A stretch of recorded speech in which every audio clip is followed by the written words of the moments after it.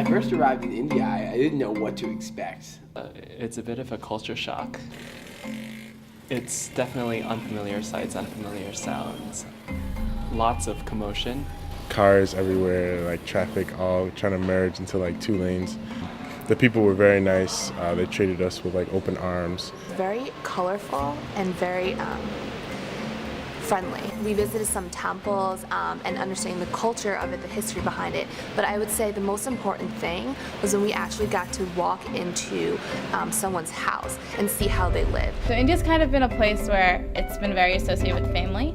But I think it was an interesting perspective going with a class studying social and economic development. That we were able to go to India and see major social entrepreneurship, social impact, not-for-profit, NGO projects that were kind of accomplishing everything that we were reading about in class. There's no one who could teach this course quite like Professor Srivasan. I would consistently walk out of his class. I remember it happened twice where I said, that class should be a TED Talk. So like while in India, we got to go to a variety of different universities and actually do case studies with Indian students.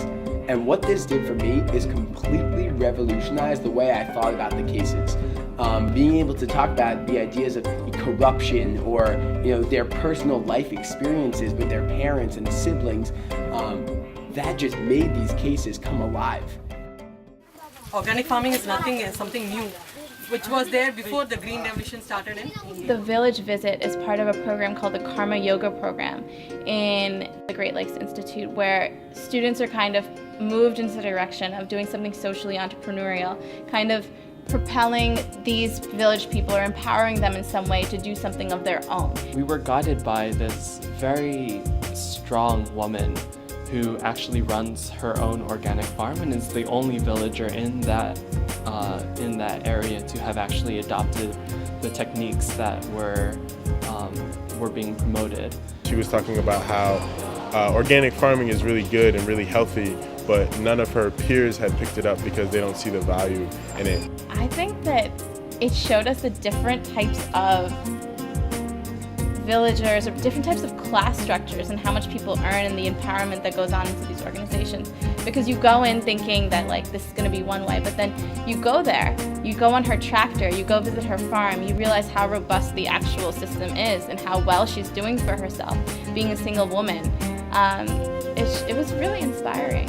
I would say going to India, there are a lot of things that I've learned that I wouldn't have if I would just attended class. Being there actually made everything we learned real.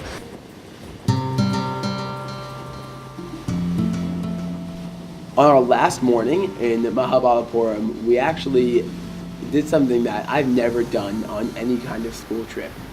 We woke up very early in the morning, I think it was around 5:30 a.m., walked down to the beach, and actually saw the sunrise over the Indian Ocean. And it was beautiful.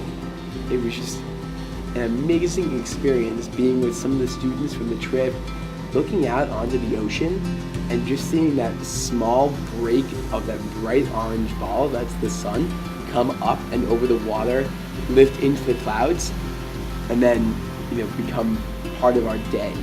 For me, it was the capstone experience for the India trip. It was kind of just like a new ideas that I learned. Everything that I had gained was like that sun rising within me.